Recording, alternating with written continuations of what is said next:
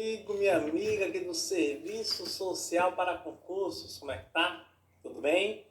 Professor Bruno Lira aqui para a gente continuar a nossa aula de controle da administração pública. Gente, seguinte, na nossa aula de hoje, controle da administração pública, nós vamos continuar tratando, na verdade, sobre o controle parlamentar indireto. Na aula passada a gente introduziu o controle legislativo, o controle parlamentar, e a gente já começou a falar sobre o nosso controle parlamentar indireto. Nós vamos continuar, tá? Vamos continuar no bloco de hoje sobre controle parlamentar indireto. E aqui eu quero analisar com você o artigo 71. O artigo 71, ele é importantíssimo. Ele não está em prova não, tá, gente? Ele despenca. Ele cai de forma muito frequente. Então, analisaremos agora este artigo 71. Vejamos aqui. Artigo 71. O controle externo a cargo do Congresso Nacional será exercido com auxílio do Tribunal de Contas da União, ao qual compete. Então, ele vai trazer nos incisos as competências do Tribunal de Contas da União. Mas antes eu quero analisar alguns pontos com você, tá? Veja, a gente já leu esse artigo 71 lá atrás, quando a gente falou sobre controle externo. Só que eu quero falar um ponto importante com você, gente, que é a questão do princípio da simetria, tá? Porque a sua prova, ela pode trazer assim: o controle externo é a cargo do Congresso, será exercido com auxílio do TCU. Mas a sua prova também pode fazer essa cobrança adaptado para Estado e município. Então a sua prova também pode trazer assim, ó: o controle externo a cargo da Assembleia Legislativa será exercido com auxílio do Tribunal de Contas do Estado. Tá certo? Porque o controle externo também é feito pela Assembleia e também com auxílio do Tribunal de Contas, só que no caso é do Estado. Município, mesma coisa. O controle externo a cargo da Câmara Municipal será exercido com auxílio do Tribunal de Contas do Estado, que, via de regra, o município é fiscalizado e controlado pelo TCE. Então, tenha cuidado com isso, beleza? E aí, gente, nós vamos analisar as competências do Tribunal de Contas da União. A própria Constituição Federal diz, pessoal, que essas competências também são aplicadas aos TCEs e TCMs, tá? De acordo com o princípio da simetria. Então, nos estados, os TCEs também têm essa competência, municípios também. Ok. Primeira competência do TCU: apreciar as contas prestadas anualmente pelo Presidente da República, mediante parecer prévio, que deverá ser elaborado em 60 dias a contar de seu recebimento. Essa primeira competência, ele vai apreciar as contas e emitir um parecer prévio. Na segunda competência, ele não vai simplesmente apreciar e emitir parecer. Na segunda competência, ele vai julgar as contas dos administradores e demais responsáveis por dinheiros, bens e valores públicos da administração direta e indireta, incluídas fundações, sociedades instituídas e mantidas pelo Poder Público Federal, e as contas daqueles que deram causa à perda, extravio ou outra irregularidade de que resulte prejuízo ao erário público. Então vejam, pessoal, aqui é importante a gente entender que o Tribunal de Contas da União, ele vai atuar no julgamento de contas. Só que quando eu estou falando de presidente da República, ele apenas aprecia e emite um parecer prévio. Mas quando são os demais administradores públicos, ele julga. Eu trouxe até uma tabelinha para você não esquecer disso. Então veja, quando é o presidente da República, quem tem competência para julgar as contas é o Congresso Nacional. Então o Congresso, ele julga as contas do presidente da República. E o TCU, ele aprecia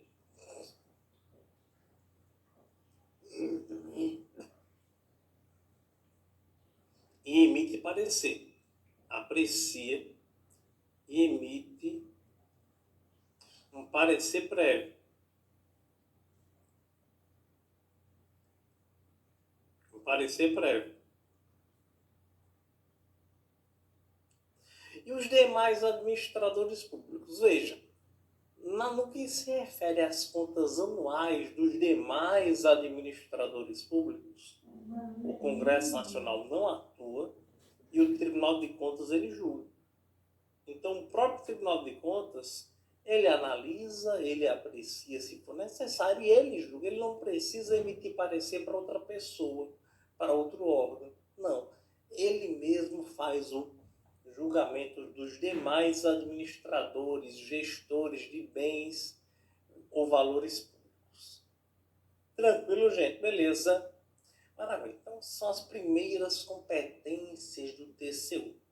Vejamos. Sim, só antes de seguir, seguindo o princípio da simetria, por exemplo, as contas do governador do estado serão julgadas pela Assembleia Legislativa e apreciadas pelo TCE, certo? Faz adaptação também. Município, mesma coisa. Contas do prefeito são julgadas pela Câmara de Vereadores e apreciadas pelo TCE, né? Os demais administradores públicos de estado e município, quem julga? O TCE direto. Então a gente tem que fazer essa adaptação, tá, pessoal? Se sua prova, sobretudo, se sua prova for prova de concurso estadual ou municipal. Tranquilo? Maravilha. Mais competências do TCU. Apreciar para fins de registro. Apreciar para fins de registro a legalidade dos atos de admissão de pessoal a qualquer título na administração direta e indireta, incluídas as fundações instituídas e mantidas pelo poder público, excetuadas as nomeações para cargo de provimento em comissão. Então, dá uma pausa, pessoal.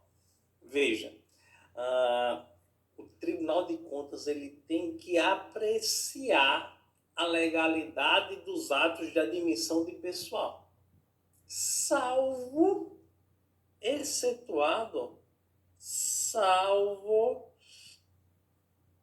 as nomeações para cargo em comissão.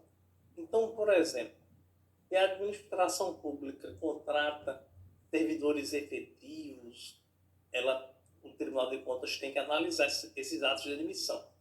Mas se for uma contratação, se for nomeação e contratação de cargo em comissão, o TCU não precisa analisar, não precisa fazer essa apreciação.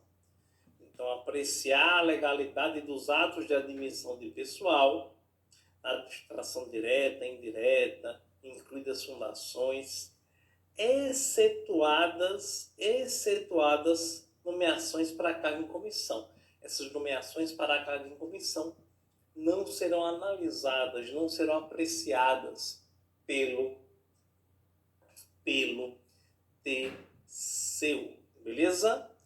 Aí ele diz aqui, olha, o TCU também vai apreciar para fins de registro a legalidade das concessões de aposentadoria, reformas e pensões, Então, as concessões de aposentadoria, reformas e pensões também precisam ser analisadas, apreciadas pelo Tribunal de Contas. Tudo bem? Aí ele diz aqui, ó, ressalvadas as melhorias posteriores que não alterem o fundamento legal do ato concessório.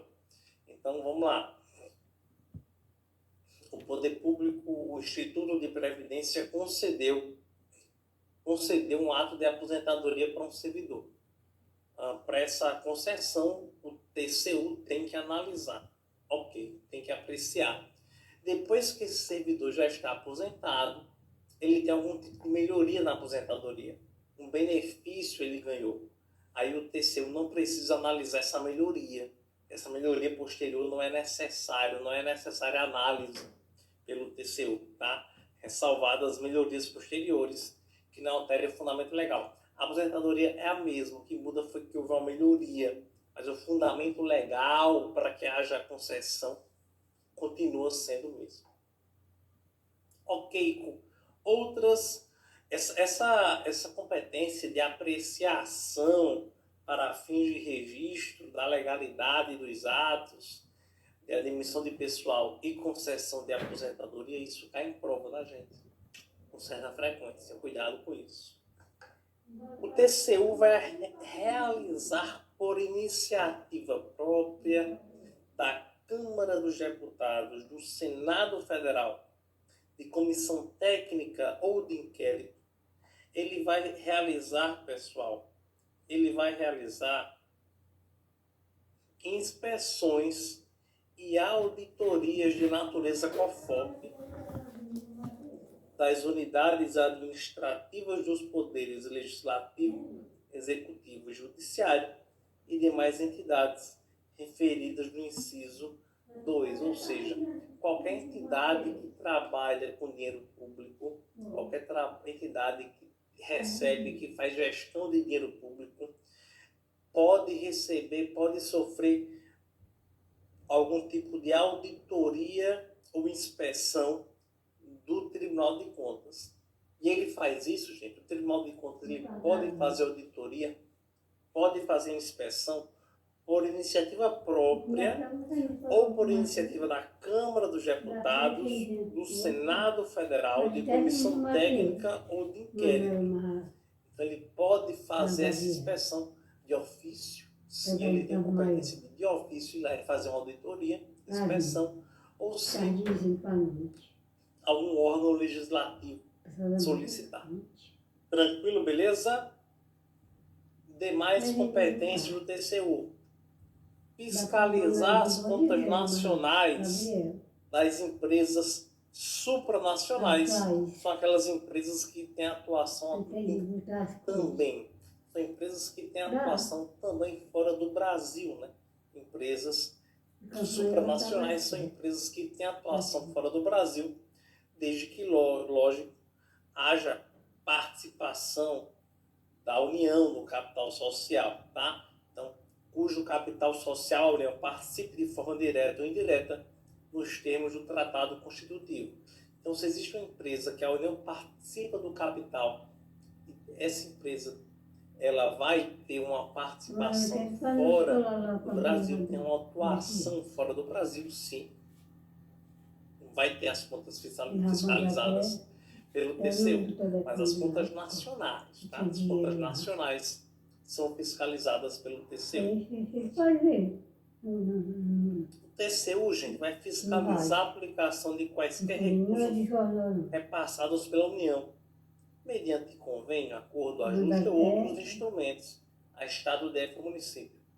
Lembra que eu te falei que onde houver dinheiro público federal, o TCU vai atuar? Onde houver dinheiro público federal, o TCU vai estar lá, presente, atuando, tá? Então vejam, quanto à União, eu tenho aqui, ó, eu tenho aqui a União. Quando a União pega um recurso e repassa o recurso para estados, DF e municípios, o TCU vai vai investigar mesmo. Ele vai fiscalizar a aplicação dos recursos. Então, o que seria fiscalizar a aplicação dos recursos repassados? Seria o seguinte: a União repassa o recurso e, por exemplo, o Estado ele aplica. O TCU ele vai fiscalizar o repasse e a aplicação pelo Estado. Então, sim, quando o Estado está lá gastando dinheiro público federal, o TCU está analisando. Mas aí o Estado mas é dinheiro federal que o Estado está aplicando. Tá bom? Então, sim, tem fiscalização do TCU. O TCU, gente, vai prestar informações solicitadas pelo Congresso por qualquer de suas casas ou por qualquer das respectivas comissões sobre a fiscalização CONFOP e sobre resultados de auditorias e inspeções realizadas. Então, sempre que o Congresso, Câmara, Senado, sempre que solicitar informação de resultado de auditoria ou inspeção, o TCU tem que prestar essa informação, tem que dizer qual é o resultado. Qual foi o resultado da auditoria que ele fez? Sim, sempre tem que informar ao órgão legislativo quando for solicitar. O TCU também vai aplicar aos responsáveis em caso de ilegalidade de despesa ou irregularidade de contas, sanções previstas em lei. Então, por exemplo, a lei orgânica do Tribunal de Contas da União, existem leis específicas, pessoal, que vão tratar de sanções. E essas leis vão dizer, pessoal, que o TCU pode aplicar sanções. O TCU poderá aplicar sanções se houver algum tipo de irregularidade. Ele diz, aplicar aos responsáveis em caso de ilegalidade de despesa ou irregularidade de contas, as sanções previstas em lei que estabelecerão, entre outras combinações, multa proporcional ao dano causado. Multa proporcional ao dano causado ao erário. Então, sim, o TCU pode aplicar sanções? Pode. Mas vejam, pessoal, as sanções aplicadas pelos TCU, primeiro, a própria lei diz aqui, as sanções devem estar previstas em lei e essas sanções são sanções meramente administrativas. Tem que ter cuidado com isso. O que é que significa? O TCU não pode aplicar qualquer tipo de sanção que não esteja prevista na lei. Segundo ponto. O Tribunal de Contas da União, pessoal, embora tenha o nome Tribunal de Contas, mas não é um órgão do Poder Judiciário. Então, a sanção aplicada pelo TCU não é uma sanção judicial, é uma sanção meramente administrativa. É uma sanção administrativa, tá? Então, se é uma sanção administrativa, ela pode, lógico, ser revista pelo Poder Judiciário, pode sim. Beleza? Então, o Tribunal de Contas, seja da União do Estado, embora seja tribunal no nome, mas não tem caráter jurisdicional, tá certo? É um órgão administrativo. O Tribunal de Contas, pessoal, ele vai assinar prazo. Assinar prazo para que o órgão ou entidade adote providências necessárias ao exato cumprimento da lei, se verificar de ilegalidade. Ora, o Tribunal de Contas está fazendo a investigação, a fiscalização, verifica que um órgão praticou uma irregularidade. O que é que ele pode fazer? Determinar um prazo. Assinar prazo é isso, é determinar um prazo para que esse órgão possa regularizar a situação. Olha, órgão, você deve regularizar essa situação aqui nesse prazo, nesse determinado prazo. Aí esse órgão tem que respeitar e fazer o que foi determinado e regularizar a situação da forma que foi determinada pelo TCU. E se esse órgão não regularizar a situação? Se o TCU realmente solicita para que o órgão regularize a situação e ele não faz, o que é que acontece? Aí, nesse caso, o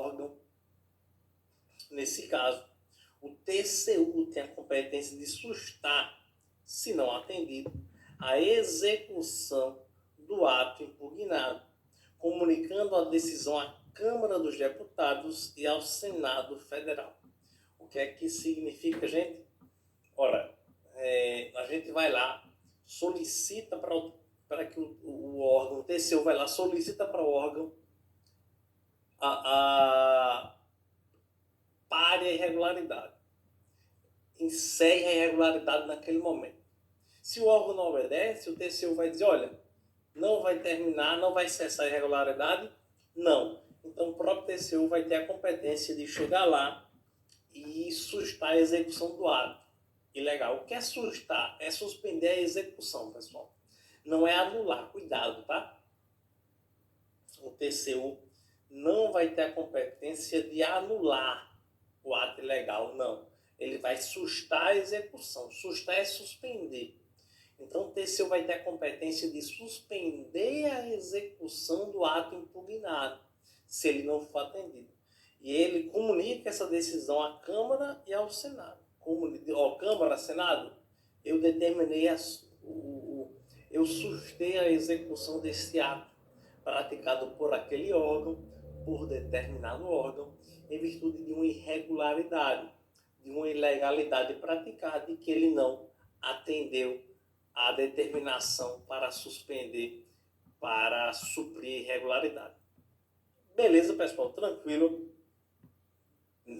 E a última competência do TCU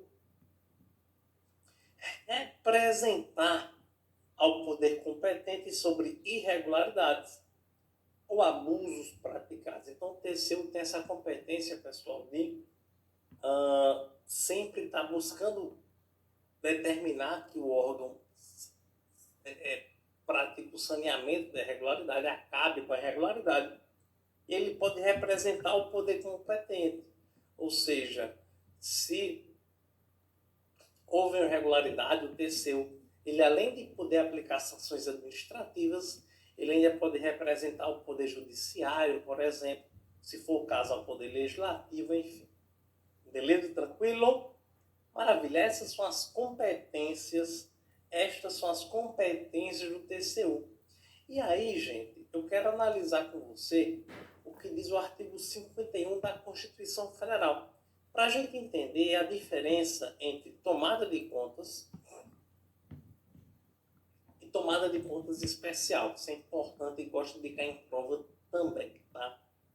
Pessoal, tomada de contas especial nada mais é do que um procedimento de investigação.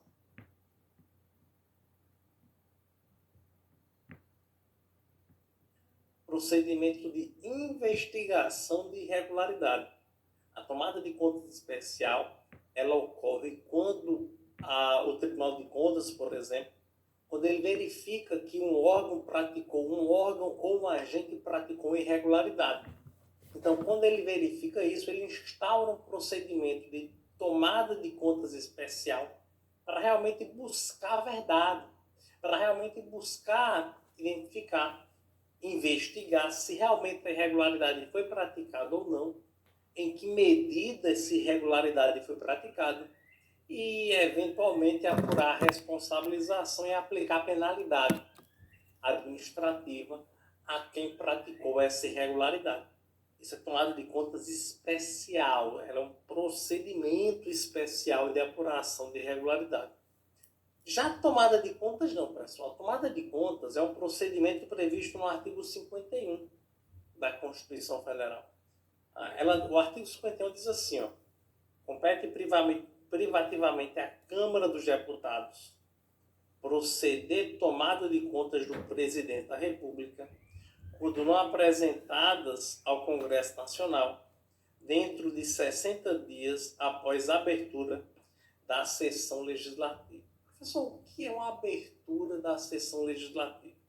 Gente, o que seria tomada de contas? Como é que ela iria acontecer? Pessoal, lembra o seguinte, a gente tem aqui, vamos lembrar do procedimento de julgamento de contas do Presidente da República. Tá? Vamos analisar isso. Seguinte, eu tenho aqui o presidente da República.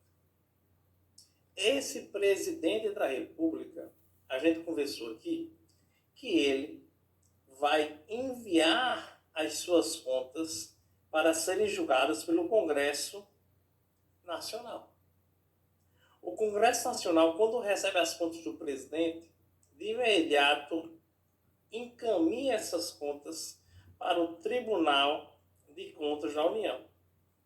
O que é que o Tribunal de Contas da União faz? O Tribunal de Contas da União emite um parecer prévio. Ela vai apreciar e emitir um parecer prévio. Ok. Quando o Tribunal de Contas, pessoal, quando o Tribunal de Contas, ele emite um parecer prévio, ele vai dar um subsídio para o Congresso Nacional,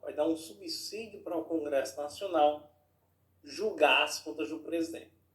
Agora, suponhamos, pessoal, se o presidente da República não proceder o envio das contas para o Congresso dentro de 60 dias após a abertura da sessão legislativa, após o início dos trabalhos legislativos.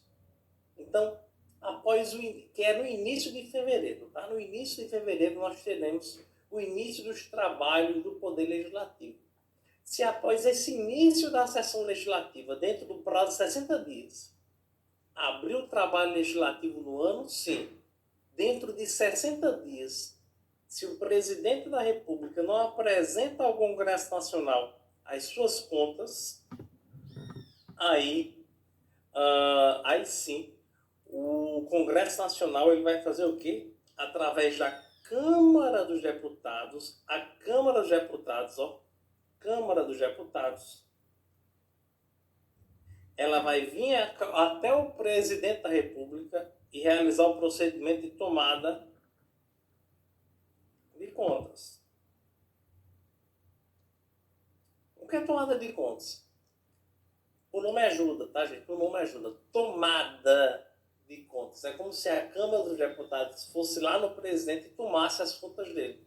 Logicamente que isso é uma forma de falar mais simples, mais simplificada para você entender o que é na hora da prova. Logicamente que ele não vai tomar, ele vai lá solicitar, requerer que as contas sejam emitidas de maneira formal. Mas para você lembrar na prova, se na abertura da sessão legislativa, dentro de um prazo de 60 dias, se o presidente não enviar as contas ao Congresso, então a Câmara dos Deputados vai lá no presidente e vai fazer a tomada de contas, tá bom? Então, proceder à tomada de contas do presidente, quando não apresentadas ao Congresso, dentro de 60 dias, após a abertura da sessão legislativa. Tranquilo, gente? Beleza? Maravilha. O que diz o artigo 75 da Constituição Federal? Ela vai dizer assim: as normas estabelecidas nesta seção aplicam-se no que couber à organização, composição e fiscalização dos tribunais de contas dos estados, do DF, bem como os tribunais e conselhos de contas dos municípios. Eu falei isso aqui para você. Isso aqui é justamente a representação do princípio da simetria. Tudo que a gente viu pode se adaptar no que couber, estados, municípios e DF. Ok. Gente, parágrafo único diz que as constituições estaduais disporão sobre os tribunais de contas respectivos, que serão integrados por 7 conselheiros de fato. Vejam, pessoal, os tribunais de contas, eles têm pessoas que vão tomar as decisões. O TCU, ele é composto por ministros. Quanto, professor? 9 ministros. O TCU é composto por 9 ministros, que é um órgão colegiado. Esses 9 ministros tomam as decisões. E os TCEs, os tribunais de contas dos estados, ele não tem ministro, ele tem conselheiro. Na prática, ele exerce praticamente ele faz basicamente a mesma coisa, mas a nomenclatura é diferente. TCE não são 9 ministros, são 7 conselheiros. Ok? Beleza, gente, tranquilo. Sobre controle parlamentar indireto, ficou alguma dúvida para você? Se ficou, você já sabe onde nos encontrar, tá bom? Sabe qual é o número de contato. E vamos finalizando o bloco, resolvendo algumas questões. Vamos lá. Questão número 5 da aula de hoje diz assim, ó. Quanto ao controle que o Poder Legislativo exerce sobre a administração pública, assinala a alternativa correta. Letra A. Não está sujeito. Esse controle do Poder Legislativo, ele não está sujeito aos limites estabelecidos pelo princípio da separação dos poderes. É óbvio que ele está sujeito, né, gente? Sim, ele está sujeito. Ele pode, sim. Lembra que a separação de partição dos poderes é relativa, porque um poder pode fazer controle externo, pode interferir na atividade de outro. Mas o Poder Legislativo ele tem sim que obedecer a alguns limites do controle da separação dos poderes. Tem limites. Esse controle externo ele tem limites, tá, pessoal? Tem limites. Tem um ponto interessante, antes de a gente seguir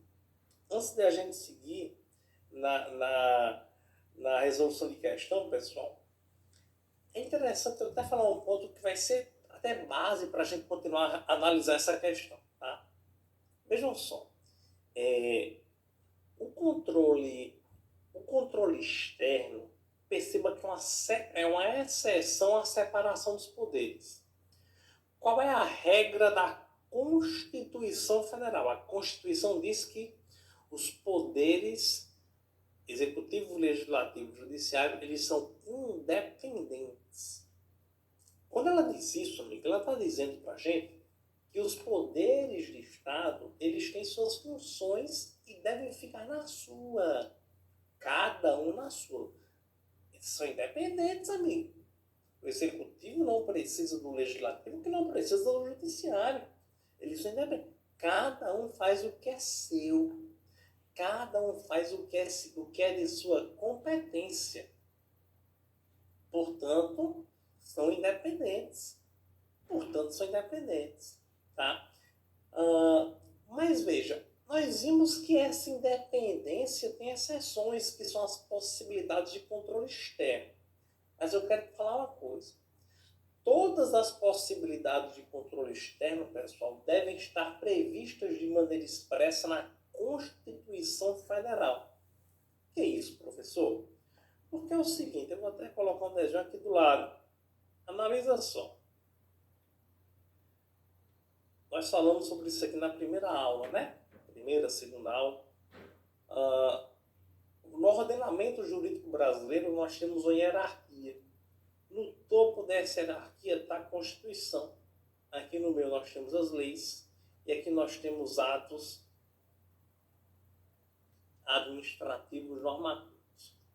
Ok. Pessoal, é o seguinte. Se existe uma norma na Constituição Federal, eu não posso ter uma lei trazendo uma exceção a essa norma. Se a Constituição Federal traz uma norma, pessoal, e a lei traz uma exceção, ou seja, a lei fala diferente, a lei traz uma regra diferente do que está na Constituição, amigo, essa lei é inconstitucional.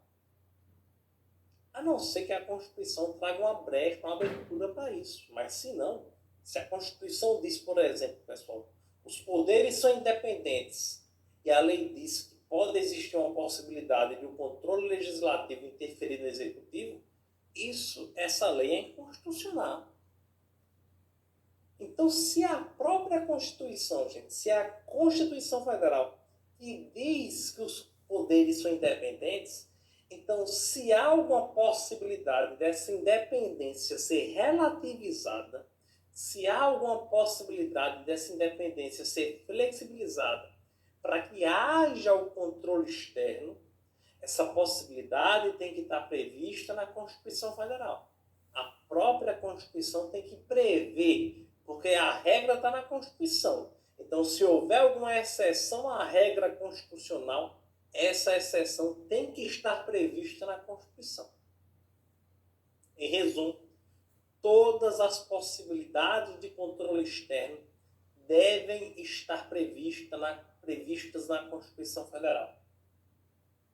Com isso, a gente consegue fazer a letra B. A letra B diz assim, ó, podem as legislações complementar ou ordinária e as constituições estaduais preverem outras modalidades de controle que não constantes na Constituição Federal. É o que eu acabei de falar para você, está errado, não pode, porque se a Constituição Federal traz a independência dos poderes, então é ela própria que tem que tratar sobre as exceções da independência, que serão as possibilidades de controle externo.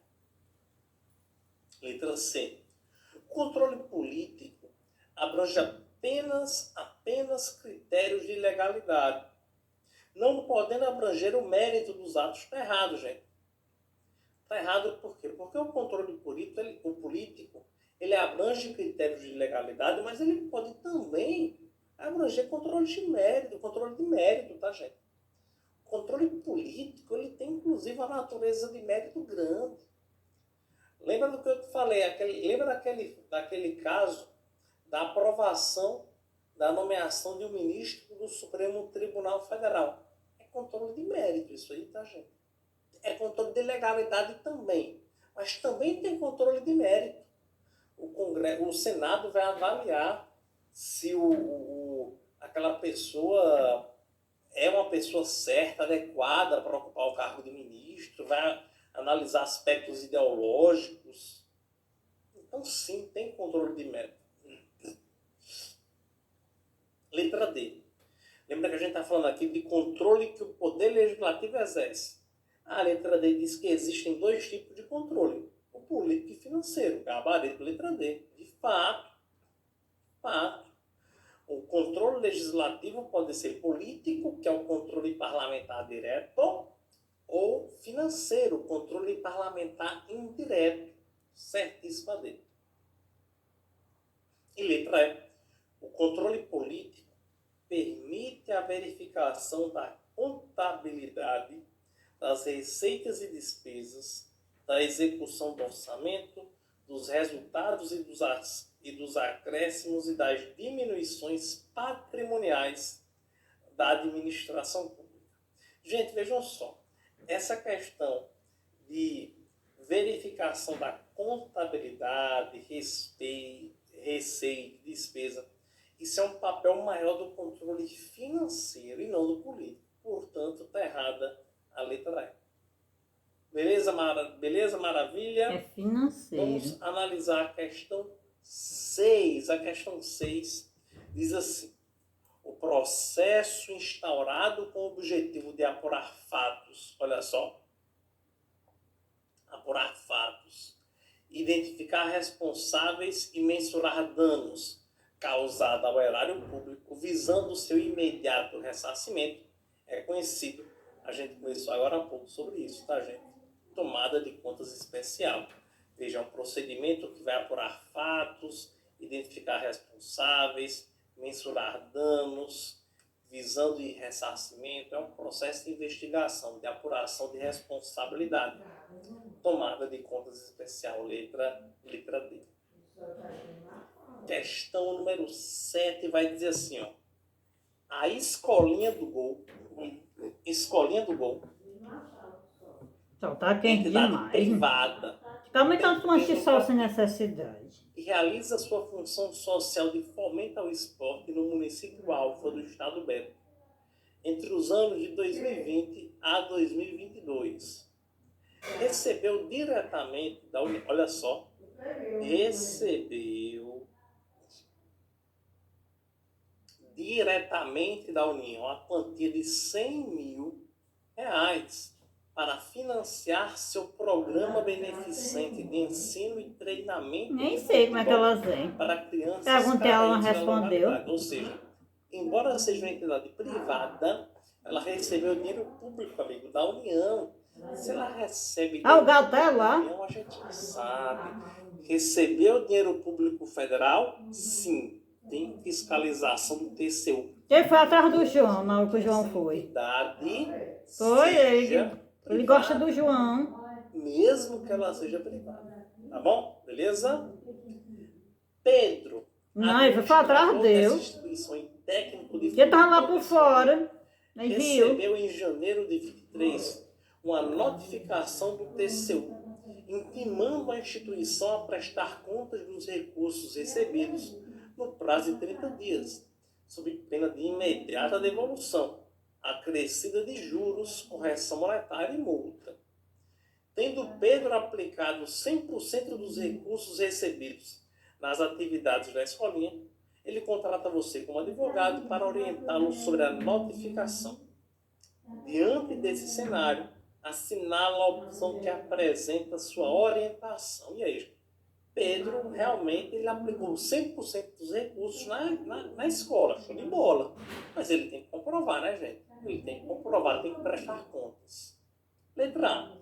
Por não se tratar de uma entidade da administração pública,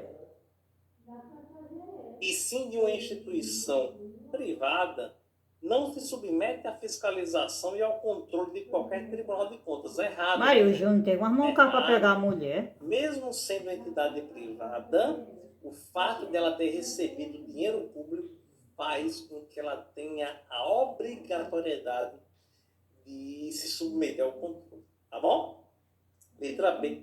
Não pode o TCU fiscalizar e controlar as repasses, cabendo apenas ao Tribunal de Contas do Estado. Não. Por que não, professor? Porque aqui quem passou o recurso não foi o Estado. Quem passou o recurso foi a União. Então quem fiscaliza é a União. Se foi a União que passou o recurso, quem fiscaliza é o TCU. Tá?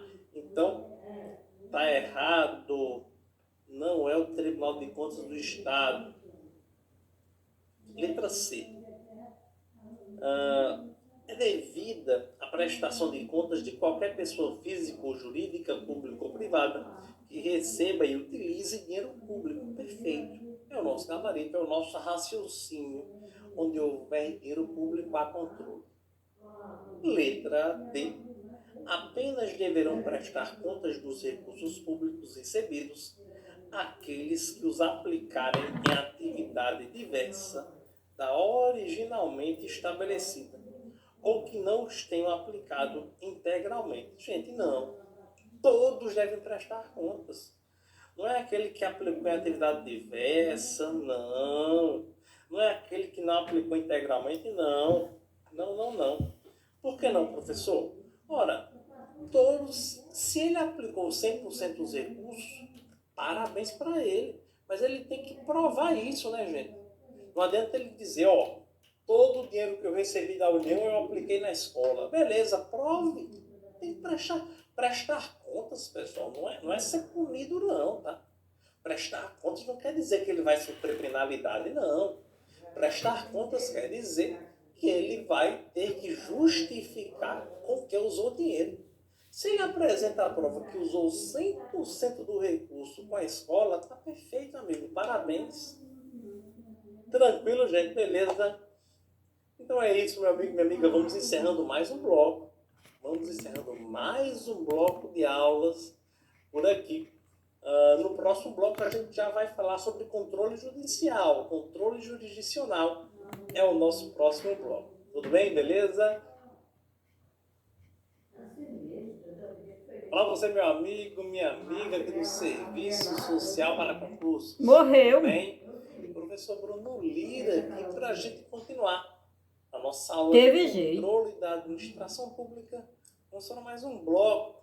Nesse bloco, vamos trabalhar sobre o controle judicial ou controle jurisdicional da administração pública. É aquele controle realizado pelo Poder Judiciário.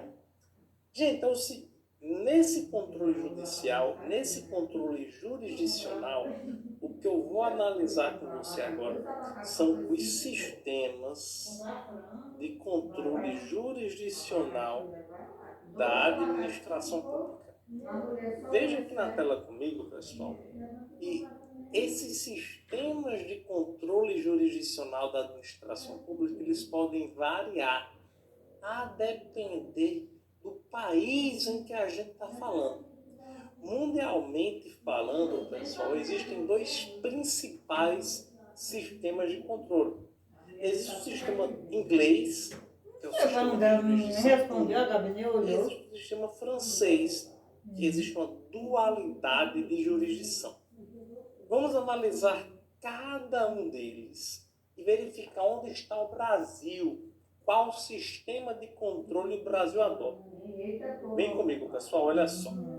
Vamos analisar primeiro o sistema francês. Gente, o sistema francês é um sistema de dualidade de jurisdição. Professor, por que dualidade? no caminho. Gente, existem duas jurisdições. Tá? Quando a gente fala de processo, existe o processo administrativo, a jurisdição da administração pública, e existe a jurisdição do poder judiciário. Poder judiciário. Tá? Gente, a administração pública tem a jurisdição através do processo administrativo. Através de um processo administrativo, essa administração ela pode tomar decisões que possam impactar na vida das pessoas. Ok. No Poder Judiciário, não. O Poder Judiciário ele vai atuar através de processos judiciais. Através de um processo. Do processo judicial. E vamos analisar um exemplo, pessoal. Como acontece no sistema francês ou na França, né? Os países que adotam o sistema francês da dualidade da jurisdição. Gente, funciona da seguinte forma. Vamos lá. Ainda vai mudar, né? Novo. Ainda tá até com os olhos inchados. Vamos supor que você está na França. Olha Ele ainda vai mudar muito. Você está na França. Aí você chega lá na França, bem rico e rica, concursada, graças a Deus. A gente chegou e tava melhorzinho, tava Aí você com o aluga rosto carro lá na limpo. França para você andar de carro. É, desinchando, né? Você vai dirigir na França. Você nem se habilitação. Tava com os olhos inchados. Você quer mesmo assim, você quer dirigir na França. Ok. Aí você chega lá, começa a dirigir. Achando ele é moreno, pode ser a Aí vem foto um carro também. oficial do Estado. O Júnior é moreno, e a Gabriela... Francês. Colide com o seu veículo. Você certo, você está certo. O veículo lá colidiu com o seu. E você, e agora? O que é que você vai fazer para você reparar esse prejuízo? Você teve um prejuízo. Não era você novo, vai ter que né? pagar Eu alguma nem coisa do vejo. seguro. Então você vai ter você teve um prejuízo. Tem que resolver essa situação. E agora Como você dando vai dengue também fazer no povo. para reparar esse prejuízo? Gente, vejam. Lá na França, você não pode, de jeito nenhum, nesse caso que eu te falei, você não pode entrar com a ação judicial. Esse procedimento é proibido, não. Meus amigos, se existe um conflito em que a administração pública está envolvida, necessariamente você só pode entrar com um processo administrativo. Você não pode entrar com um processo judicial, porque lá só quem é competente, para julgar os casos em que a administração está envolvida é a própria administração pública. Olha que interessante. Então você vai entrar com um processo administrativo e lá isso vai ser julgado. Na administração pública, pessoal, lá no sistema francês, esse julgamento do processo administrativo, ele vai ser um julgamento através dos conselhos administrativos, tá? Então existem conselhos. Esses conselhos é como se fossem órgãos autônomos, embora sejam da administração pública, mas são espécies de órgãos autônomos que julgam esses casos para ter um pouco de imparcialidade. E no judiciário, quem julga lá são juízes e tribunais. Mas aí está juiz e tribunais. Mas aí nós temos a questão que a gente conversou aqui, tá? Veja, no poder judiciário, eu não posso ter a administração pública, conflito da administração pública sendo julgado no poder judiciário, não. O judiciário envolve apenas conflitos entre particulares. Então, por exemplo, particular Nunca teve, agora não tá mesmo. Particular versus particular. Apenas conflitos envolvendo particulares podem ser julgados no Poder Judiciário, no sistema francês. Lá e no processo administrativo, na administração pública, são processos. O Congresso está votando, né? O piso dos professores estava 2-1 e aquele ministro votou foi contra, né? Então, esse exemplo que lá que o Lula indicou. Aquele advogado dele. Esse que a mãe dele era professora, né? Pública. A administração pública e o particular, que é você. Bicho ruim. Zanin, né? Zanin. Entidades públicas diferentes. Tal de Zanin. Então seria um processo envolvendo. E o Alexandre e o outro votou a favor. Versus a administração pública. Tranquilo, beleza? Show de bola. Esse é o sistema francês, tá, gente? Agora é que vai fazer. O Dino com certeza vota a favor. Gente, lá na França, o processo administrativo, ele é capaz de formar coisa julgada. De formar coisa julgada. Formar coisa julgada material. O processo administrativo no sistema francês, ele é capaz de formar coisa julgada material, assim como no judiciário. O que é coisa julgada material, professor? Vou explicar. Coisa julgada material. Gente, a coisa julgada material é o seguinte. Coisa julgada material é o seguinte. Vamos supor, lá no processo administrativo eu tenho 3 instâncias. Por esse caso, que o carro oficial do Estado bateu no seu carro. Aí eu vou lá na primeira instância, requer indenização. A primeira instância diz, não, você não tem direito não, beleza. O que é que eu faço? Recorro para a segunda instância. Segunda instância diz, não tenho direito. Vou para a terceira instância. Na terceira instância diz, não tenho direito. Pronto, acabou. Se a terceira instância, por exemplo, dizer que eu não tenho direito, eu não posso mais discutir isso em lugar nenhum. Eu não posso entrar com ação judicial, não morreu. Quando eu chego na última instância desse processo administrativo, isso forma coisa julgada material. O que é isso, professor? Isso quer dizer que essa matéria não pode ser julgada mais em lugar nenhum. Isso quer dizer que essa matéria não pode mais ser julgada em lugar algum. Esse processo fez coisa julgada material. Não dá mais para discutir isso em lugar algum. Eu perdi, já era, não tem mais como recorrer. Tranquilo, gente? Então, lá na administração pública, tanto o processo administrativo como o judicial, ele vai...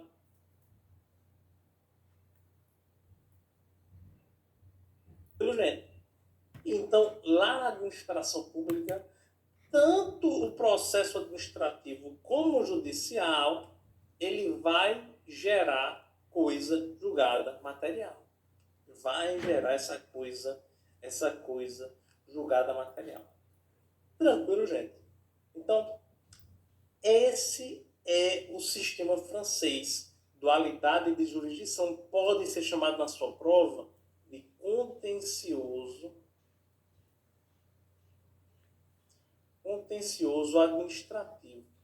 Por que contencioso administrativo, professor? Porque aqui o processo administrativo ele é capaz de fazer coisa julgada material. Então, lá na administração pública, nós teremos processos contenciosos, processos em que geram coisa julgada material. Esse é o sistema francês. Não é adotado pelo Brasil, tá? Não é adotado pelo Brasil. O sistema adotado pelo Brasil é o sistema inglês.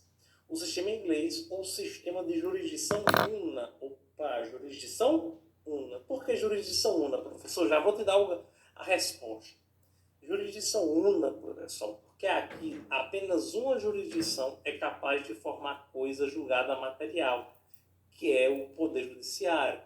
Então, veja, aqui no Brasil, que adota o sistema inglês, aqui nós também teremos, sim, também teremos processos, nós também teremos jurisdição na administração pública, também teremos jurisdição no Poder Judiciário.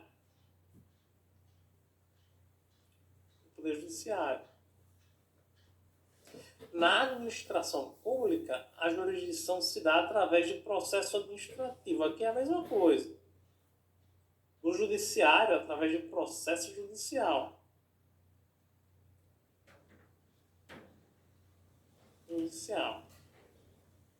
Mas aqui começam as diferenças. Veja, no sistema francês, quem julga o processo administrativo são conselhos de Estado. Aqui na jurisdição una, quem julga o processo administrativo são órgãos, os próprios órgãos públicos, órgãos ou autoridades públicas. No Poder Judiciário são juízes ou tribunais. Juízes ou tribunais que fazem esse julgamento. Aí, gente, aqui nós temos uma grande mudança também. Veja, no sistema francês, o Poder Judiciário não pode julgar a administração pública. Aqui, mas no sistema inglês pode. Como assim, professor? Vamos lá. Vamos para esse mesmo exemplo que eu falei no sistema francês. Você está de boa aqui no Brasil mesmo, e aí você está dirigindo seu veículo, vê um carro oficial do Estado colidindo com o seu, totalmente dele. Beleza, embora a culpa não seja analisada, isso é tema de responsabilidade civil. Mas enfim, você vai ser indenizado. Beleza. Quando você vai buscar essa indenização, aqui no Brasil você tem duas opções. Já é diferente. Lá na França, você obrigatoriamente teria que entrar com um processo administrativo. Aqui no Brasil, não.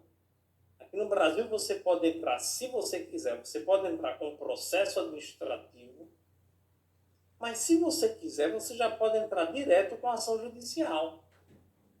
Portanto, aqui no Brasil, gente, o Poder Judiciário, ele é competente para julgar processo entre particulares. Então, entre particular e particular,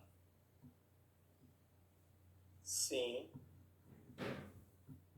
dá para julgar isso aqui no Poder Judiciário. O Poder Judiciário é competente para julgar também, aí sim a diferença. Também pode o Poder Judiciário julgar processos em que a administração pública está envolvida, contra particular, ou até mesmo processo entre duas entidades públicas, entre a administração pública e também a administração pública. Olha só, também existe essa possibilidade. Lá no francês, não, o francês, o judiciário só julga particular. Aqui não, gente. Aqui, pessoal, no Poder Judiciário brasileiro, que segue o sistema inglês, existem varas específicas, varas especializadas para julgar processos em que a administração pública está envolvida. São as varas da Fazenda Pública. Então, as varas da Fazenda Pública são as unidades que são específicas para julgar processos em que o Estado faz parte. Então, veja, sim, pode haver esse julgamento pelo Poder Judiciário. E a administração pública? A administração pública, aqui Aqui ela vai exercer, ela vai julgar processo entre administração pública e particular, ou entre a administração pública e a administração pública.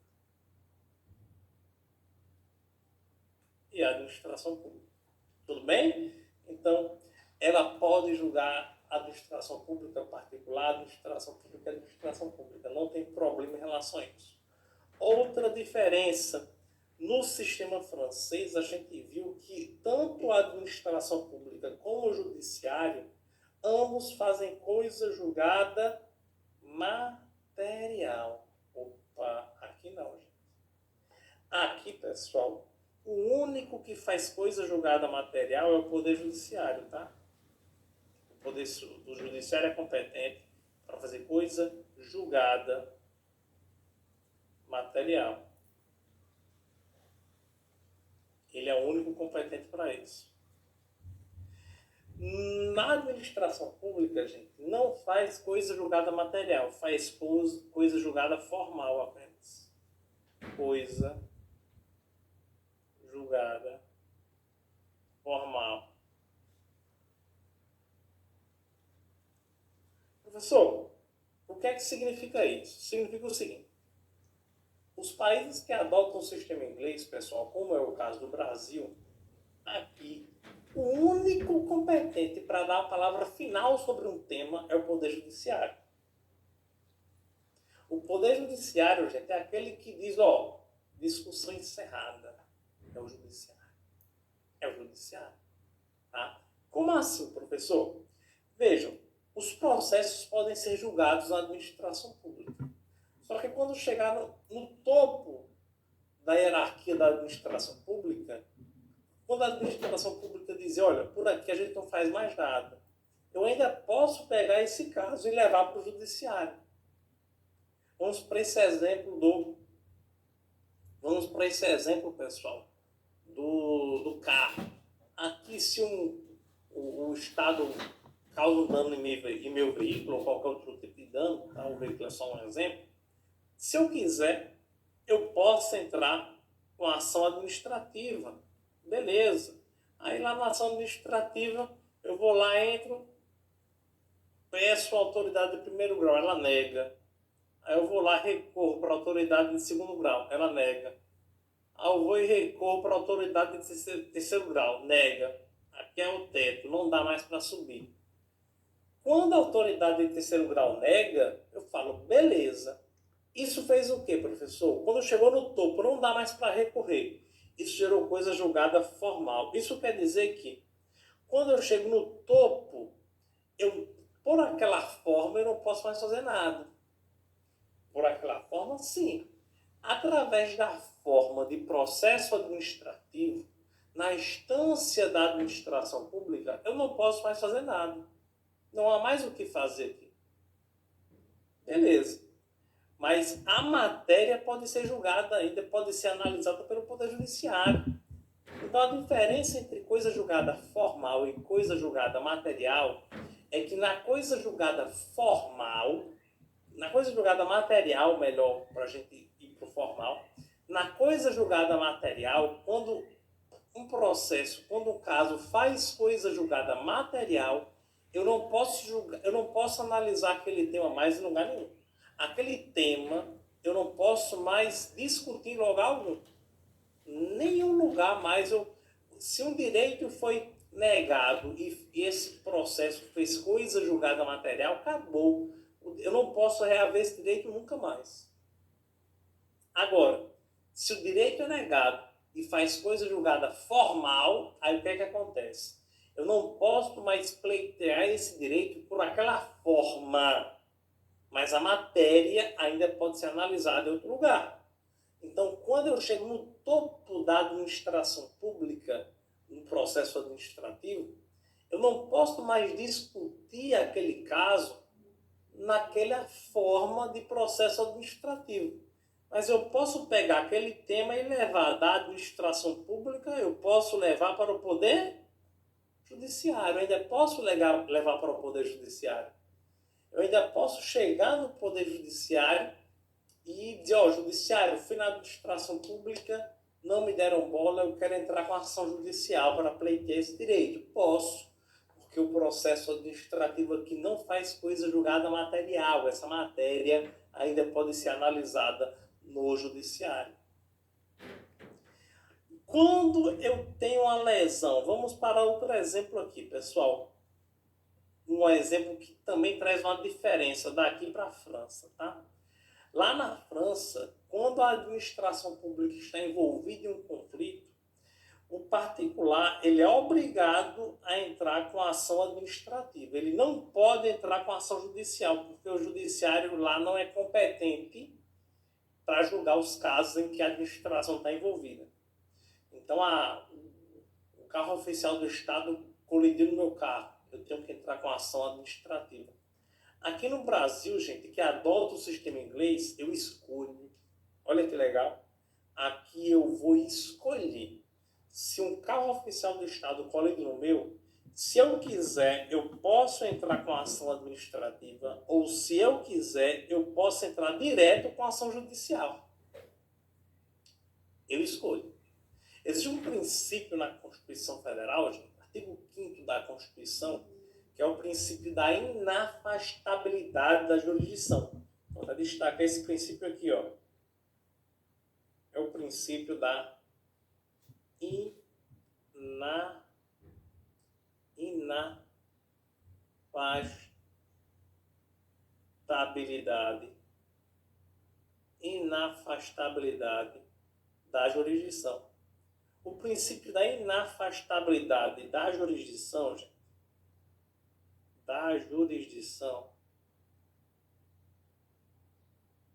ele vai dizer para a gente que nenhuma lesão ou ameaça de lesão pode ser afastada do Poder Judiciário.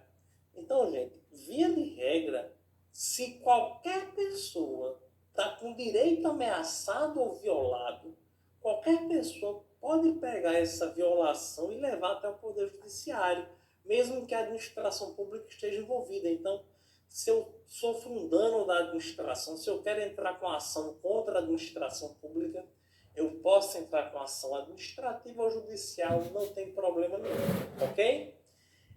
Essa é a regra. Se eu quiser entrar com ação judicial, beleza, já vou julgar lá. Se eu quiser entrar com ação administrativa, eu posso entrar com ação administrativa lá. Por exemplo, se eu entrar com a ação e perder na primeira instância. Se eu quiser, perder na primeira instância, eu já posso acabar ali a ação administrativa e entrar com a ação judicial, nem preciso recorrer. Se eu quiser, eu posso recorrer para a segunda. Perdi na segunda, corro para a ação judicial, pode acontecer. Se eu quiser recorrer ainda, eu recorro para a terceira. Perdi no terceiro, aí não tem como recorrer, porque no âmbito federal só pode chegar até a terceira instância, aí eu corro para o judiciário. Então, a qualquer momento, seja no início, no meio ou no final, eu posso entrar com a ação judicial. Essa é a regra. Agora, pessoal, tem exceções, tá? Existem algumas exceções. Nas exceções, nos casos que eu vou falar para você, gente, chama-se, eu vou colocar uma observação aqui, ó. Os casos que eu vou falar com você chamam-se de instância, a doutrina chama de instância administrativa de cunho forçado. Instância administrativa de cunho, instância administrativa de cunho forçado. O que é que significa isso, professor? Existem alguns casos, pessoal, no Brasil, no sistema francês, existem alguns casos em que envolve a administração pública e obrigatoriamente eu preciso primeiro entrar com o processo administrativo. Eu tenho que esgotar a instância administrativa. Exemplo, processo em que haja casos em que haja envolvimento de justiça desportiva.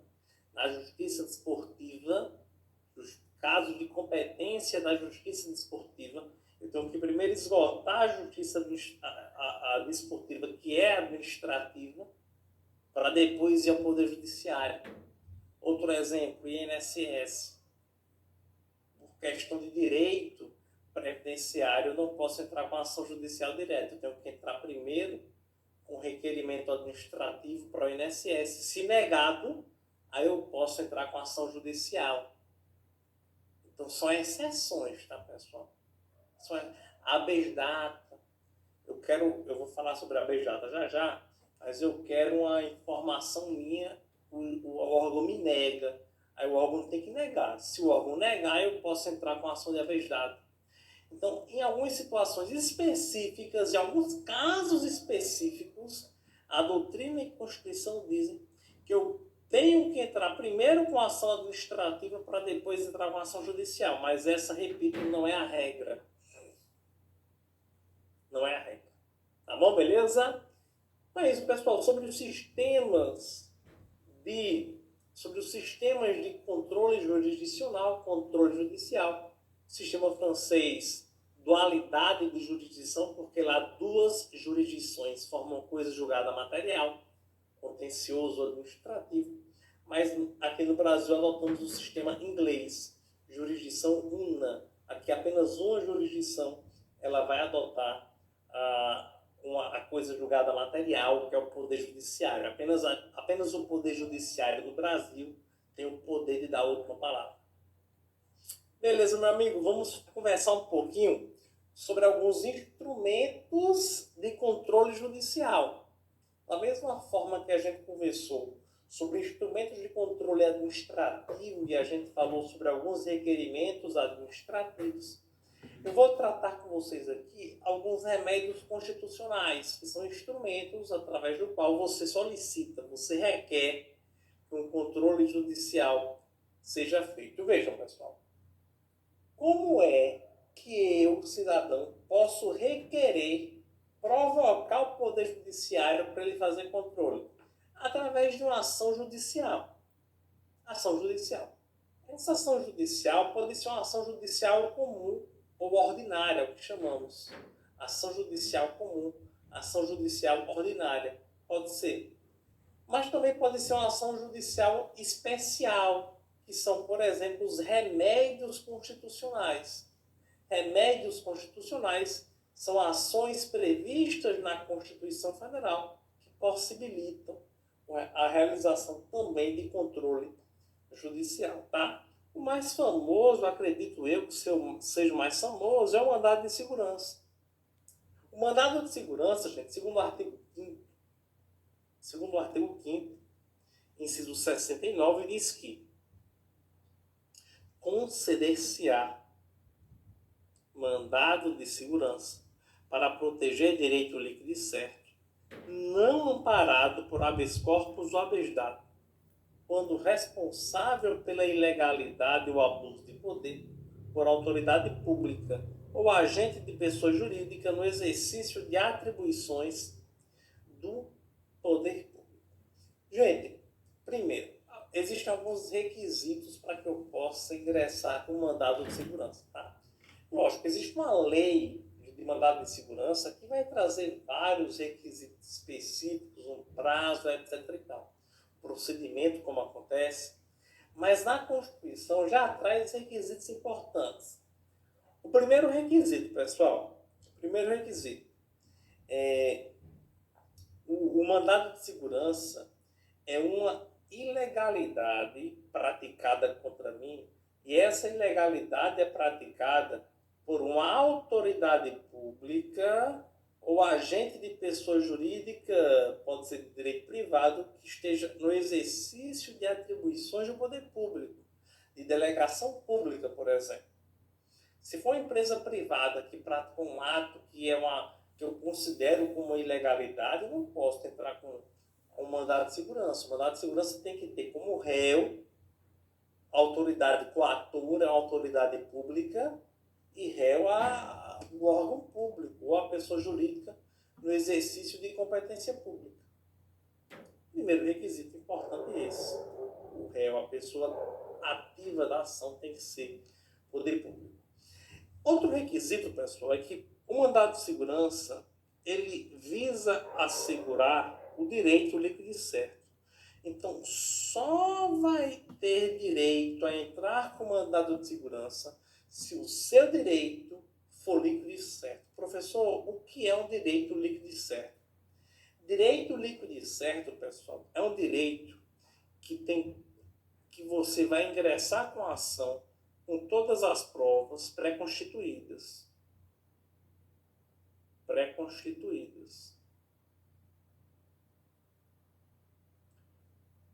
Como assim? Quando eu entro com mandado de segurança, eu não quero que seja produzido nenhum tipo de prova durante o processo. Então, outra característica importante, não admite dilação probatória, não admite dilação probatória. Como assim, professor? Quando eu entro com processo, pessoal, no mandado de segurança, eu já tenho todas as provas, eu já tenho em mãos todas as provas. Eu não vou pedir que nenhuma prova seja produzida durante o processo. Eu não vou pedir perícia, eu não vou pedir depoimento de testemunha, eu não vou pedir nada. Todas as provas estão aqui. Eu entro com a ação e digo assim, juiz, eu tive um direito violado, estão aqui as provas. Acabou. Eu não peço mais nada, eu não peço que o juiz requeira nada, eu só quero que o juiz conceda o direito, porque as provas estão aqui, ó. Então veja, direito líquido e certo. Todas as provas estão pré-constituídas. Eu levo todas as provas prontas para o juiz. Esse é o mandado de segurança. A decisão, inclusive, é mais rápida, porque o juiz não precisa analisar outro tipo de prova, não precisa determinar que nenhuma outra prova seja produzida. Tá bom? Beleza? Provas pré-constituídas, não admite dilação probatória. Ok. Outra coisa, pessoal, o mandado de segurança só pode ser manejado quando, no caso concreto, não cabe habeas corpus e não cabe habeas data. Habeas corpus é quando eu tenho um direito de liberdade de locomoção violado. Aí, nesse caso, eu não posso ingressar com mandado de segurança, tem que ser habeas corpus. O habeas data é quando eu requero informação, essa informação não me é concedida, é informação minha, e essa informação minha não me é concedida. Habeas data, não posso ingressar com mandado de segurança. Então, quando couber habeas corpus ou habeas data, a gente não pode entrar, não pode manejar o mandado de segurança. Beleza? Ok, então são 3 requisitos importantes que a Constituição traz para o mandado de segurança.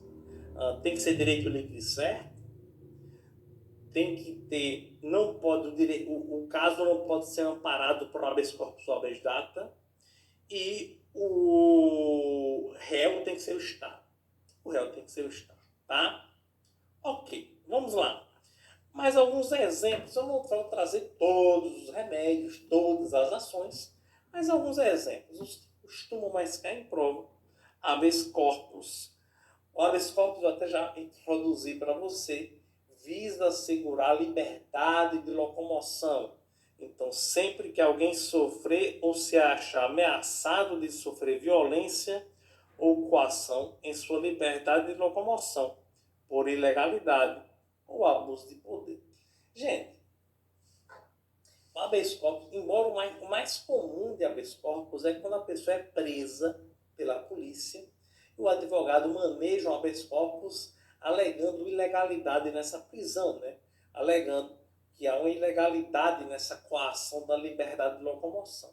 Mas o habeas corpus, pessoal, ele não precisa, vejam, diferente do mandado de segurança, o habeas corpus não precisa ter como réu o poder público. Por exemplo, eu estou aqui gravando no estúdio do Serviço Social para Concurso. Se de repente o pessoal do Serviço Social para Concurso fecha a porta ali, tranca, o que é que eu vou dizer? Liberdade de locomoção prejudicada. O que é que eu posso tentar? Habeas corpus. Então, habeas corpus é sempre que a sua liberdade de locomoção está ameaçada. Habeas corpus. Beleza? Tranquilo? Ok. Então, também previsto no artigo 5º da Constituição, inciso 68. Vamos avançando. Artigo 5º, inciso 73, trata da ação popular, que vai dizer que qualquer cidadão é parte legítima para propor uma ação popular que vise anular um ato lesivo ao patrimônio público ou de entidade que o Estado participe, à moralidade administrativa, ao meio ambiente e ao patrimônio histórico e cultural, ficando o autor, salvo comprovada má-fé, isento de custas judiciais e do ônus da sucumbência. Então vejam só, pessoal, quais são as possibilidades em que eu posso ingressar com a ação popular. A ação popular, gente, é quando eu estou percebendo que há algum tipo de ato que foi praticado que visa prejudicar, veja, ato lesivo ao patrimônio público ou de entidade que o Estado participe. Algum ato foi praticado que prejudica o patrimônio público ou patrimônio de entidade que o Estado participe. Ato lesivo à moralidade administrativa, ato lesivo ao meio ambiente, patrimônio histórico-cultural. E a ação popular, isso é bem importante, inclusive, gente, vejam só, o que eu vou falar agora é importante, inclusive, para diferenciar a ação popular da ação civil comprovada má-fé. A ação popular, ela é manejada por qualquer cidadão. Qualquer cidadão é parte legítima para propor uma ação popular. Tá bom? É importante destacar também que a ação popular, nela, o autor fica salvo, fica livre, fica isento de custas judiciais e do ônus da sucumbência, salvo comprovada má-fé, salvo na situação que ele de má-fé entra com a ação popular. Aí ele vai pagar custas, ele vai ter o ônus da sucumbência, senão ele não vai pagar custo judicial ou ônus da sucumbência. Sucumbência é honorário advocatício, honorário sucumbencial. Tá? Os honorários de sucumbência de advogados, se você perde uma ação judicial, a regra é que você paga. Mas aqui o autor que entra com a ação popular, mesmo que essa ação não tenha sucesso, ele não vai pagar esses honorários sucumbenciais nem as custas do processo. Beleza? Salvo comprovada má-fé. Então vejam, pessoal, a ação popular tem esse destaque porque ela é manejada por qualquer cidadão. Já a ação civil pública, ela é muito parecida com a ação popular, tá, gente? A ação civil pública é muito parecida com a ação popular porque ela tem um objeto muito parecido. Mas o que muda é o legitimado, quem pode propor. Vejam, na ação civil pública, segundo a lei que trata sobre ela, a Lei 7.347, a ação civil pública serve para proteger os interesses coletivos e difusos, danos ao meio ambiente, consumidores em geral, bens e direitos de valor histórico, estético, turístico, paisagístico. Tudo isso é ação civil pública. Mas a grande diferença é, na ação popular é qualquer cidadão. Na ação civil pública, não. Na ação civil pública tem que ser necessariamente ou o Ministério Público, Defensoria Pública, qualquer ente da administração direta, União, Estado, DF, município, qualquer ente da administração direta, autarquia, empresa pública, fundação, sociedade de economia, ou uma associação que concomitantemente esteja constituída há pelo menos um ano nos termos da lei e dentro das suas finalidades institucionais exista um objeto da ação civil pública.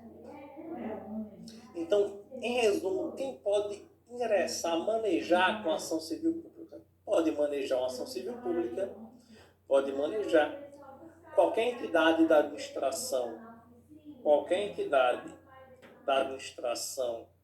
direta, qualquer entidade da administração indireta, Ministério Público, Defensoria Pública e uma associação privada, mas que pelo menos tenha um ano de existência ou que tenha dentro de suas finalidades um dos objetos da lei, que é proteção de patrimônio público social, meio ambiente, consumidor, ordem econômica, livre concorrência, direitos de grupos raciais, étnicos e religiosos, patrimônio artístico, estético, histórico, turístico e paisagístico. Tranquilo, gente, beleza? Mais uma ação constitucional, ação civil pública. Vamos falar de mandado de junção. Gente, o mandado de junção, ele tem como objetivo suprir a omissão legislativa. Existem casos, pessoal, que a Constituição Federal traz um direito, mas o Poder Legislativo não regulamenta o direito. E aí alguém fica prejudicado. Por exemplo, um exemplo claro que a gente pode tirar é o seguinte. A Constituição Federal é de 1988. Lá houve a previsão do direito de greve. O direito de greve da Constituição, ele é um direito que deve ser garantido tanto ao servidor público, como também ao empregado da iniciativa privada. Só que esse direito, pessoal, da Constituição Federal de greve, ele é uma norma constitucional de eficácia limitada.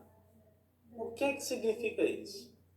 Gente, a norma constitucional de eficácia limitada é aquela norma que existe na Constituição, mas que para ela poder existir e ser exigida na prática, é necessário que haja uma lei regulamentadora. Então a Constituição Federal diz assim, o servidor público tem direito de greve nos termos da lei.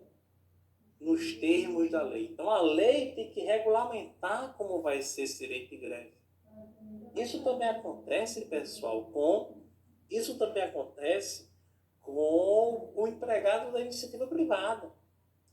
A Constituição estabelece o direito de greve para o empregado da iniciativa privada e lá ela diz: o empregado tem direito do trabalhador à greve nos termos da lei.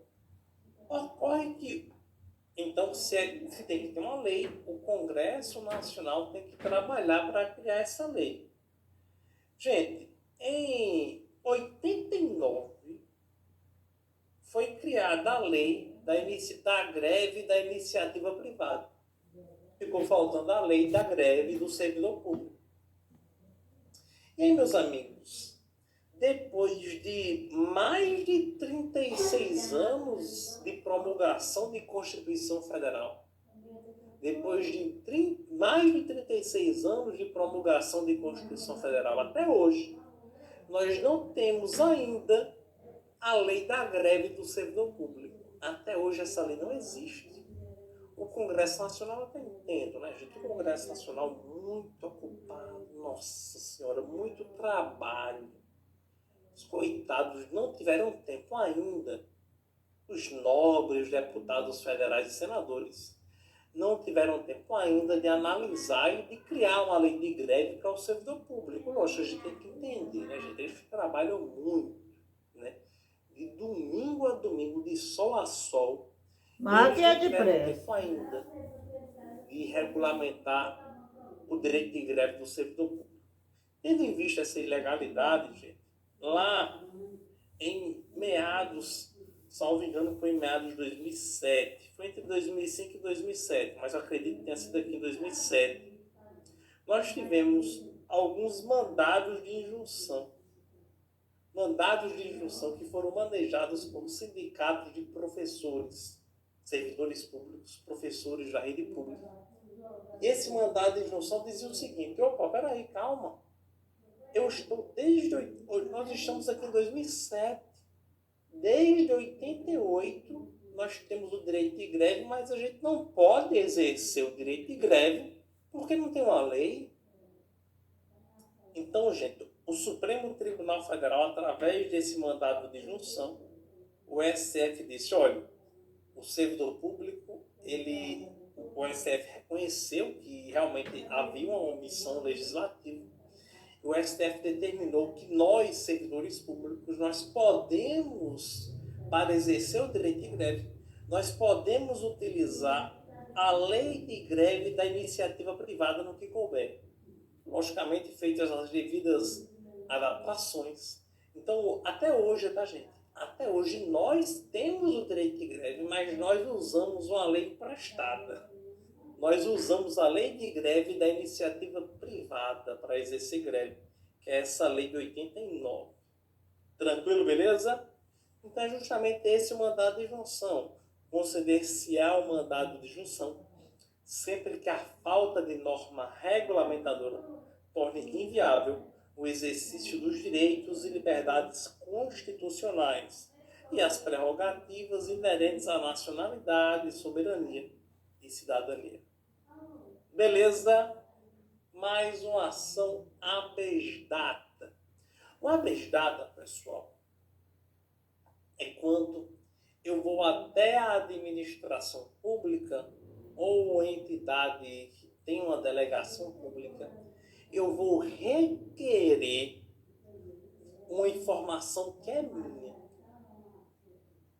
Então, relativa à pessoa do impetrante, ou seja, eu vou requerer uma informação que é minha no órgão e o órgão não me dá essa informação. Aí, meu amigo, é uma informação que é uma informação pública, mas que refere-se a mim.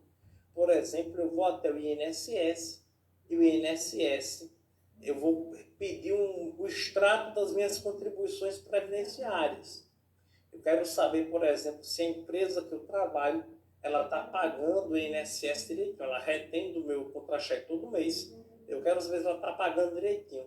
Vou pedir no INSS, o INSS me nega essa informação. Opa, é informação referente a mim. É pública, mas é referente a mim. Então eu vou entrar com a ação de habeas data para ter essa informação. Segundo a Constituição, artigo 72, conceder-se-á um habeas data para assegurar o conhecimento de informações relativas à pessoa do impetrante, veja, pessoa do impetrante, constantes de registros ou banco de dados de entidades governamentais ou de caráter público. E também eu posso, através do habeas data, pessoal, solicitar uma retificação. Eu fui na entidade, no órgão, pedi para alterar uma informação que refere-se a mim, eles não alteraram. Eu posso pedir, através do habeas data, fazer uma ação judicial. Retificação de dados, quando não se prefira fazer por processo sigiloso, judicial ou administrativo. A gente faz através do habeas data. Beleza? Reclamação. A gente chama isso aqui também de reclamação constitucional. Constitucional. Pode vir na sua prova um ou outro. E uma reclamação, professor? Gente, a reclamação é o seguinte: o artigo 103A da Constituição Federal, o artigo 103A da Constituição Federal, ele cria a figura que nós temos hoje, que é a figura das súmulas vinculantes, tá? Súmulas vinculantes. Súmula vinculante, pessoal, é uma jurisprudência que vincula súmulas vinculantes e só pode ser editada pelo Supremo Tribunal Federal. Então, gente, a súmula vinculante é uma orientação do Supremo Tribunal Federal. O Supremo, ele decide, depois de ele decidir vários processos sobre um tema, ele já tem uma posição consolidada sobre a matéria e ele edita uma súmula vinculante. Súmula vinculante. Exemplo, súmula vinculante número 13. A súmula vinculante número 13, ela proíbe a prática de nepotismo. Isso a gente já decidiu há muito tempo sobre isso. Ele formalizou em uma súmula. Se a súmula é vinculante, pessoal, quer dizer que todos os órgãos da administração pública e todos os juízes e tribunais do Poder Judiciário, eles devem obedecer à orientação da súmula, porque é uma súmula vinculante. Ela obriga todos os órgãos da administração e todos os órgãos do judiciário devem obedecer. Tá?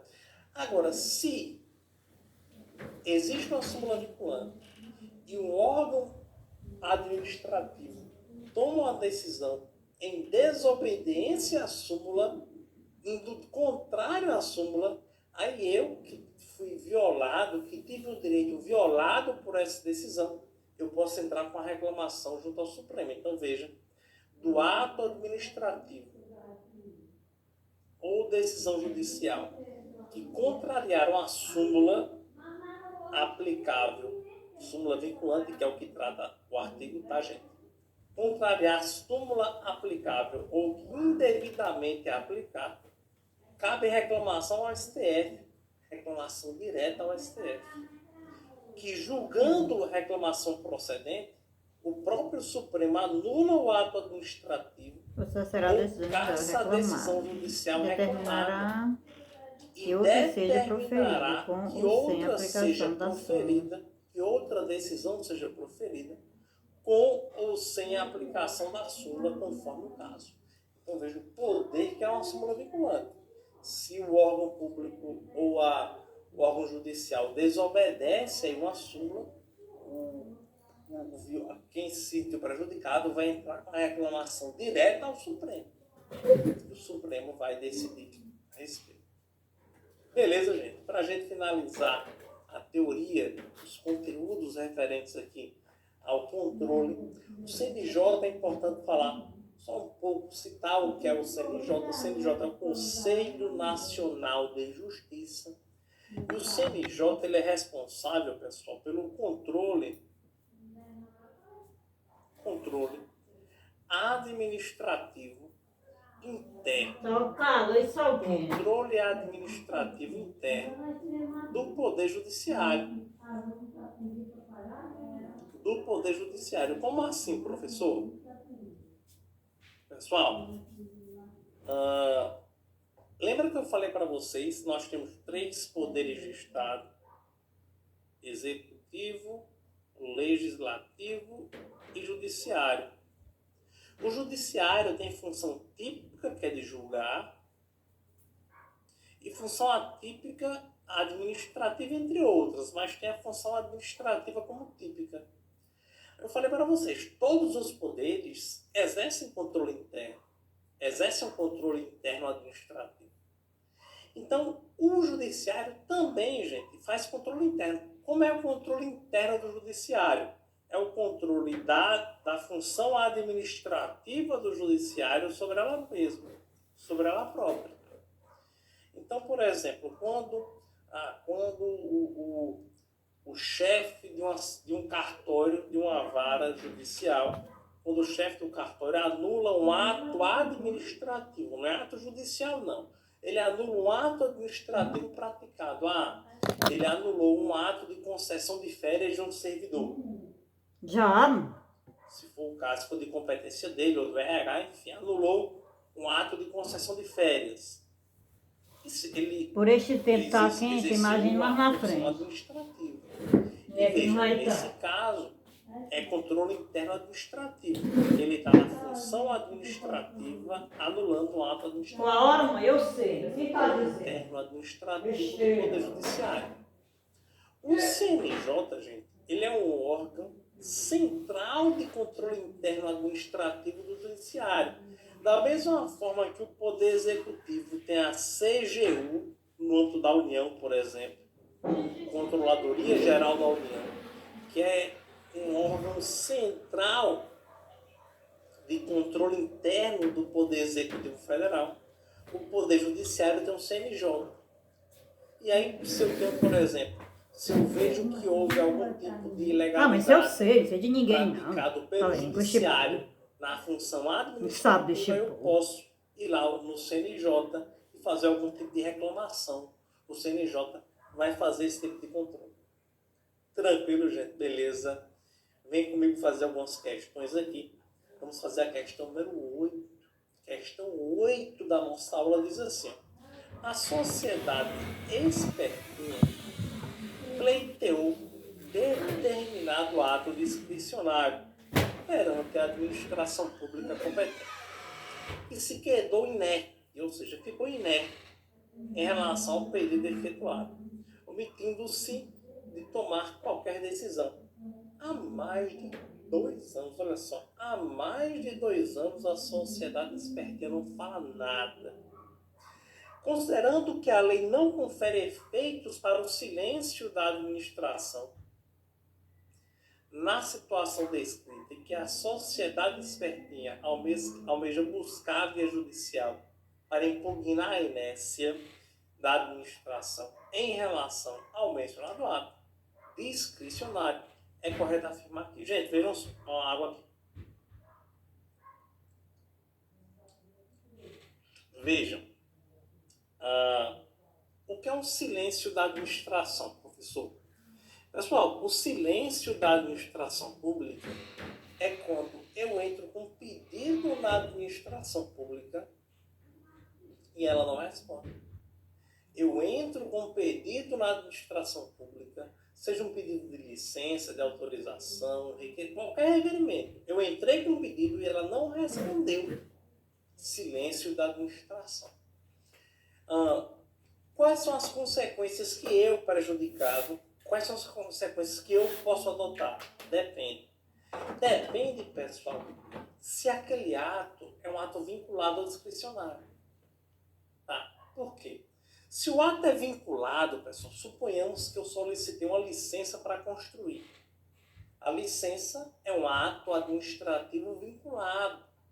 Ou seja, na licença, se eu cumprir os requisitos legais, eu requerer a licença, a administração é obrigada a me conceder.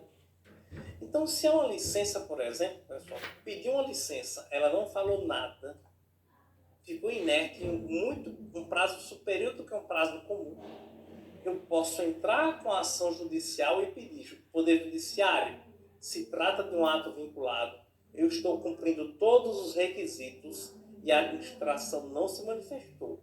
Nesse caso, como é ato vinculado, o judiciário pode determinar que a administração expressa a licença.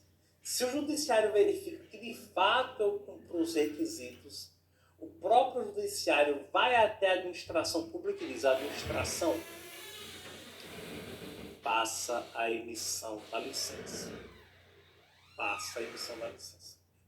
Vá lá e emita a licença. Então, como é ato vinculado, gente, veja, a administração pública, ela iria ser obrigada, de qualquer modo, a emitir o ato, porque é vinculado. Então, o judiciário, lembra que o judiciário só analisa legalidade, e no ato vinculado não existe análise de mérito, no ato vinculado só existe análise de legalidade. Então, o judiciário pode chegar e dizer: administração, expressa o ato, é vinculado, ele tem direito, pronto. Agora vamos para um exemplo de um ato discricionário. Tu pediu uma autorização de uso para fazer uma quadrilha junina na tua rua. Tu quer fechar a tua rua para fazer uma quadrilha junina, por exemplo. Existia muito antigamente isso aqui no Nordeste, hoje tem menos, mas antigamente tinha muito. Gente, tu quer fechar a rua é um local público. Para fechar a rua, tu precisa de uma autorização de uso. Mas, além disso, que a autorização de uso é um ato discricionário.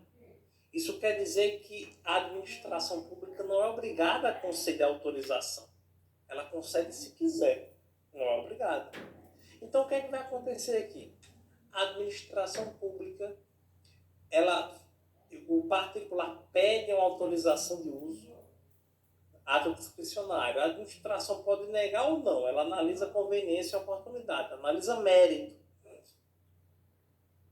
Só que a administração pública não se manifesta. Eu posso entrar com ação judicial? Posso.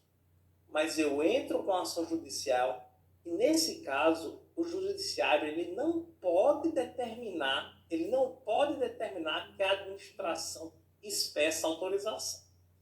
Porque o judiciário não analisa mérito. O judiciário não pode analisar, gente, que aquela autorização é conveniente ou oportuna. Não pode. Então, o que é que o judiciário vai fazer?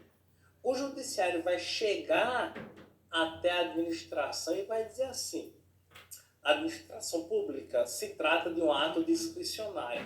Você, agora eu estou determinando, eu estou obrigando que você tome uma decisão, que sim ou que não. O judiciário não vai obrigar que ela expresse o ato, mas ele vai determinar, obrigar que ela tome uma decisão, que ela encerre com a omissão. Aí sim o judiciário diz: olha, é um ato discricionário, tem análise de mérito, eu não posso invadir mérito, então analise, mas decida imediatamente. Analise e decida imediatamente, que sim ou que não, mas toma uma decisão. Então veja, quando o silêncio administrativo é referente a um ato vinculado, o judiciário pode determinar que o ato seja praticado, se cumpridos os requisitos legais. Quando se trata de um silêncio administrativo perante um ato discricionário, o judiciário não pode determinar que o ato seja praticado.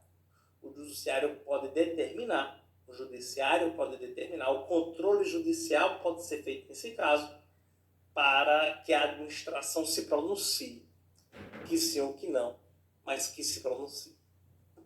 Beleza, nesse caso a gente vê que a sociedade espertinha pleiteou um ato discricionário. A administração está omissa há 2 anos. Nossa Senhora. A lei, gente, ela não fala nada sobre o silêncio. Então, nesse caso, desse caso específico, a lei não diz, porque tem casos que a lei diz, olha, se você entra com pedido de administração não responder em 3 meses, por exemplo, isso é uma aceitação tácita, quer dizer que ela aceitou que você se beneficiasse pelo ato. Ou então é uma negativa tácita, se ela não respondeu é porque ela não quer conceder. Mas nesse caso a lei não fala nada. Nesse município, por exemplo, a lei do município não fala nada sobre isso. Não diz qual vai ser a consequência e o efeito do silêncio. Quando a lei diz, beleza, mas quando não diz, aí eu posso entrar com ação judicial. Então, considerando que a lei não confere efeitos para o silêncio, a sociedade espertinha almeja buscar a via judicial para impugnar a inércia da administração em relação ao mencionado ato discricionário. Assim é correto afirmar que, letra A, não é cabível o controle jurisdicional de ato discricionário. Está errado. É cabível sim. O que o judiciário não pode é analisar o mérito do controle judicial, mas ele pode analisar os aspectos de legalidade do ato. Letra B. O judiciário não pode determinar um prazo para que a administração decida se não houver lei que assim determine. Está errado. O judiciário pode sim determinar um prazo.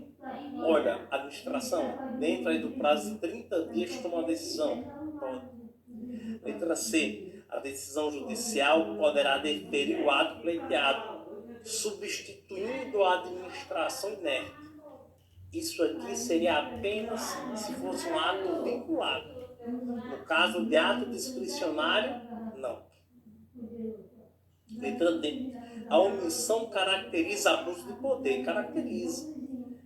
O abuso de poder, gente, ocorre quando a administração atua com excesso ou com desvio. Tá? Então, se ela atua com excesso, é quando ela atua fora da competência. Se ela pratica um ato fora da competência, é um excesso. Mas se ela não faz nada, é excesso, porque ela também está fora da competência. A competência diz que ela tem que praticar um ato. E ela não pratica, é excesso. Então também é abuso de poder. Então a omissão caracteriza abuso, de modo que o judiciário pode determinar um prazo razoável, pode, para que a administração examine o pedido, tá certo. E letra E, a sociedade espertinha não poderá recorrer à via jurisdicional. Tá errado. Questão 8, letra D, meus amigos e minhas amigas. Vamos para a questão 9. Nenhuma incursão no mérito administrativo é permitida no âmbito do controle judicial do processo administrativo disciplinar. Ou seja, se o judiciário vai analisar um processo administrativo, ele não pode analisar nada que seja relacionado a mérito, de fato, não pode. Restringindo-se o controle ao exame da regularidade do procedimento e da legalidade do ato, certíssimo. O judiciário só pode analisar a legalidade. E finalizando, questão número 10. Quanto ao controle judicial, assinale a incorreta. Letra A diz que o direito brasileiro adota o sistema de jurisdição única, a gente viu isso daqui no começo desse bloco, o que permite ao particular acionar o judiciário sem o necessário esgotamento da instância administrativa, isso aqui está certo até o momento, com exceção da justiça desportiva, ok, e do processo controlador no âmbito do Tribunal de Contas. Não, gente. O erro está aqui, ó. Por quê? 2 erros. Primeiro, no que se refere a processo controlador no âmbito do Tribunal de Contas, não existe a chamada instância administrativa de cunho forçado. Nesse caso não existe, tá?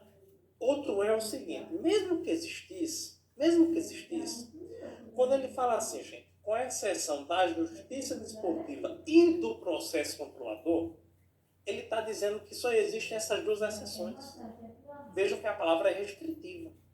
Com exceção da justiça desportiva e do processo controlador.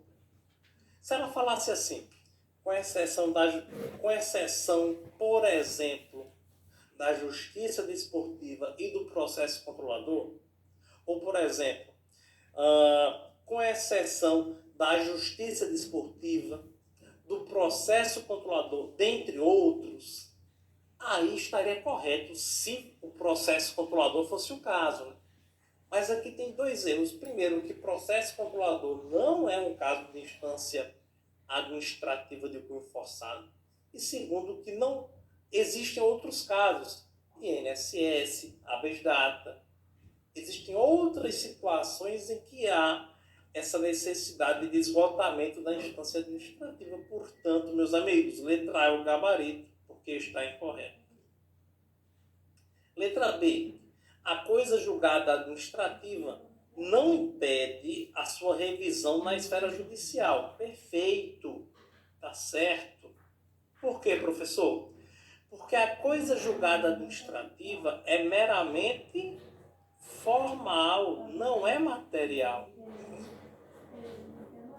Letra C. Mandado de segurança contra ato de governador do Estado possui como réu o governo, certo? O governo é réu, embora a autoridade coatora seja o governador, é a autoridade que praticou a irregularidade, mas o réu é o governo, e vai ser processado pelo Tribunal de Justiça, sim, questão do foro privilegiado. E letra, tá certo, e letra D, a ação popular contra o ato da administração de Assembleia Legislativa será processada por um juiz estadual. Tá certo. É uma ação popular da Assembleia para irregularidade. Correto. E letra E. O mandado de junção é o remédio constitucional para omissão normativa que impeça o exercício de direito. Mandado de junção. Eu te dei até aquele exemplo, né, do mandado de junção do direito de greve. Está certíssima. A letra E. Última questão da aula, questão 10, letra A, gabarito. Tranquilo, gente? Beleza? Então você